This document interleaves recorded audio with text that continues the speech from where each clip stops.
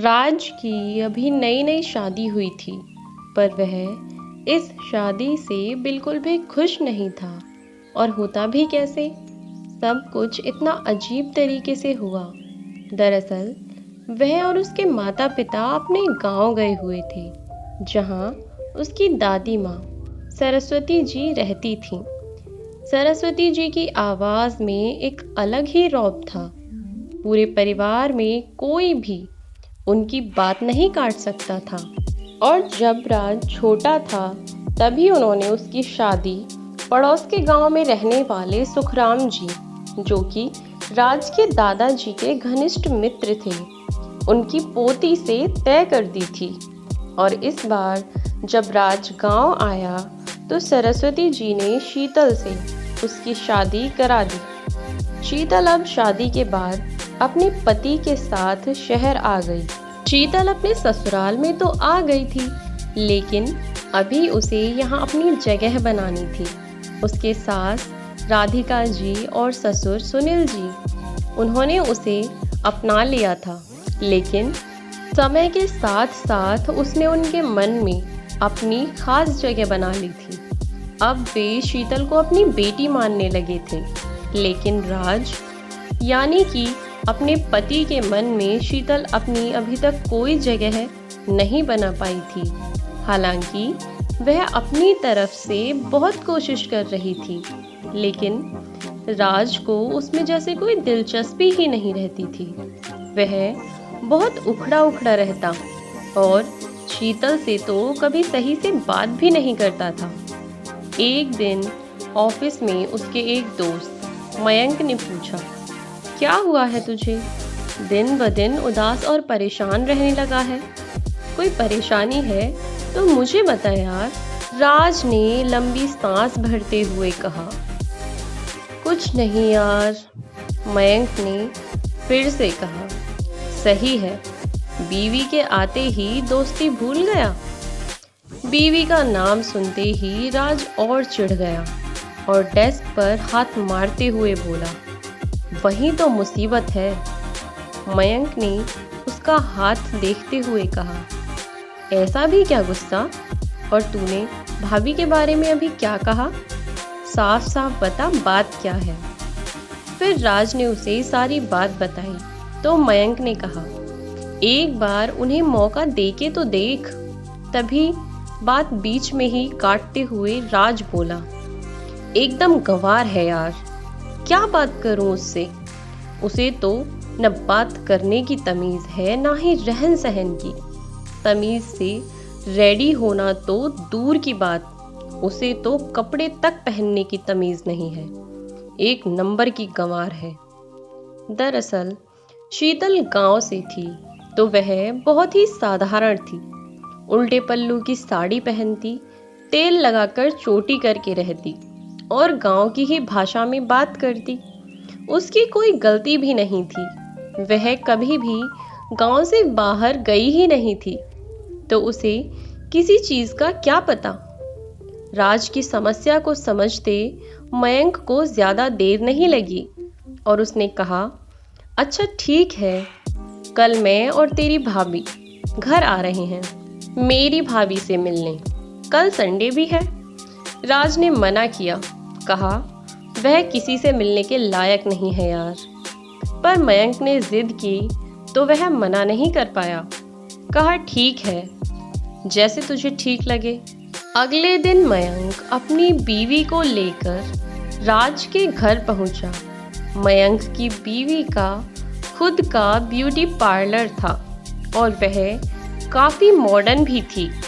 वह जब शीतल के यहाँ पहुँचे तो शीतल ने जाते ही पानी दिया। तुरंत ही उसने नाश्ता तैयार किया और नाश्ता तैयार कर लाई। फिर शीतल, उसकी सास और मयंक की बीवी तीनों बैठकर बातें करने लगे। इतने समय में शीतल नाश्ता तैयार करके गई थी। मयंक ने राज की माँ राधिका जी को सब बता दिया था कि राज क्यों शीतल से दूर भागता है। अब उसने उनसे कहा कि वह उनकी मदद करे और अगले हफ्ते वह फिर से आएंगे। फिर शीतल ने बहुत ही स्वादिष्ट खाना बनाया और सबको खाना खिलाया। फिर शाम को मयंक और उसकी पत्नी वहां से निकल गए। अब दोपहर 12 बजे से शाम के 4 बजे तक शीतल घर से गायब रहने लगी। देखते ही देखते पूरा हफ्ता बीत गया और संडे वाले दिन मयंक अपनी बीवी के साथ ही बाकी स्टाफ मेंबर्स को लेकर राज के घर पहुंचा और दरवाज़ा आज राज ने ही खोला। दरवाज़ा खोलते ही उसकी आंखें फटी की फटी रह गईं। इतने में राधिका जी दरवाजे पर देखते हुए बोली, अरे बेटा, आप सब आइए आइए, बाहर क्यों खड़े हैं, अंदर आइए। सभी अंदर आकर बैठे।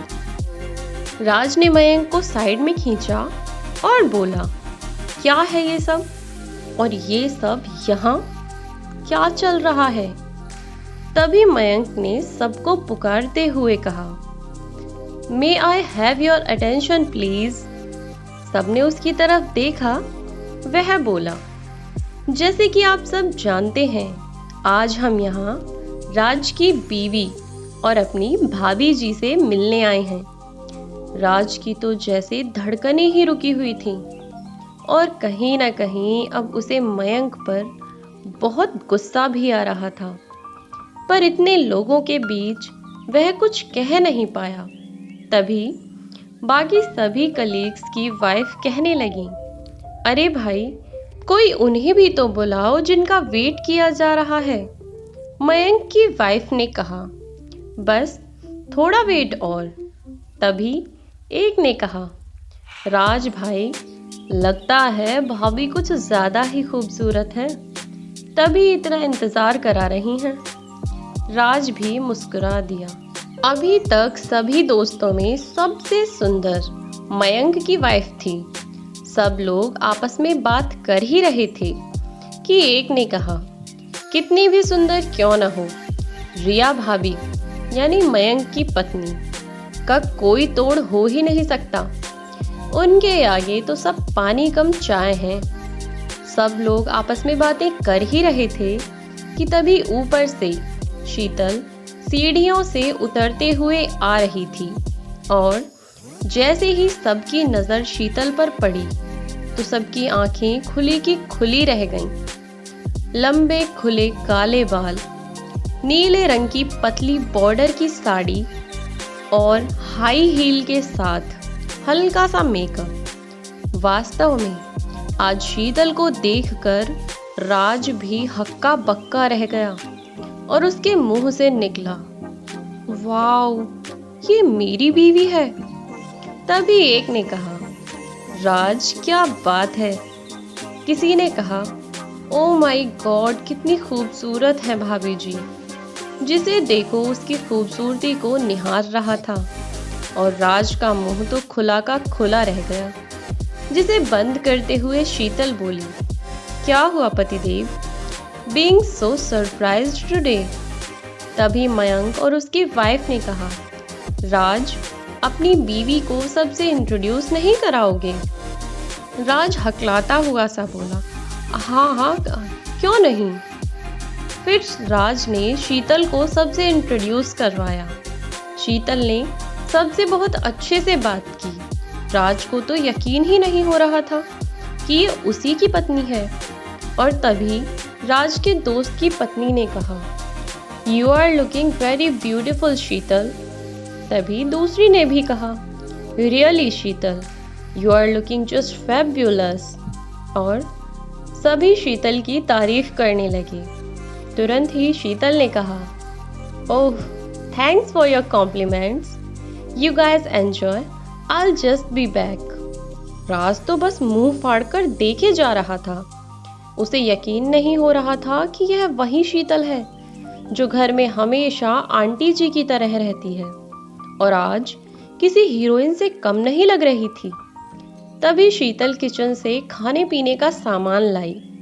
शीतल और रिया अच्छी दोस्त बन गई थीं। दोनों ने साथ मिलकर सबके लिए खाना लगाया और सबने साथ मिलकर साथ बैठकर खाना खाया। जाते जाते भी सभी लोग शीतल की इतनी तारीफ कर रहे थे। किसी ने कहा, राज, आप बहुत खुशनसीब हैं। शीतल जैसी खूबसूरत और गुणी पत्नी जो मिली है। तो किसी ने कहा, हाँ यार, मेरी बीवी को तो बस सजना संवरना आता है, किचन में तो पाँव भी नहीं रखती। तभी उनमें से एक ने कहा, वाकई में आज तो रिया भाभी खूबसूरती के मामले में सेकंड नंबर पर आ गईं, क्योंकि फर्स्ट नंबर पर तो शीतल है। रिया और शीतल दोनों ही इस बात को सुनकर मुस्कुरा दी।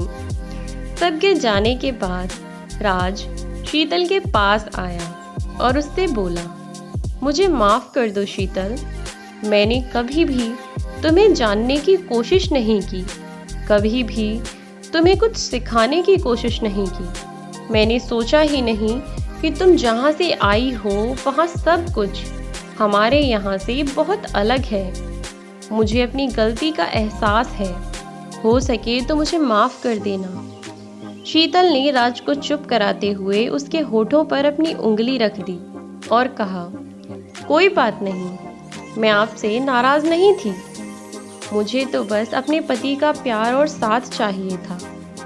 तभी राज ने उसकी आंखों में देखते हुए कहा, तो आज से तुम्हारे पति का प्यार और साथ दोनों सिर्फ तुम्हारे लिए, कहकर लाइट्स ऑफ कर दी। और अगली सुबह से शीतल का जीवन खुशियों से भर चुका था, जिसके लिए वह मयंक और रिया की शुक्रगुजार है। अब राज अपनी पत्नी के साथ सुखी सुखी रहने लगा। दोस्तों, ये थी आज की कहानी, और ऐसी ही मज़ेदार कहानियाँ सुनने के लिए हमारे चैनल को विज़िट करें और वीडियोस लाइक करना और शेयर करना ना भूलें। चैनल को सब्सक्राइब कर दें। मिलते हैं नई वीडियो में नई कहानी के साथ। तब तक के लिए अलविदा दोस्तों।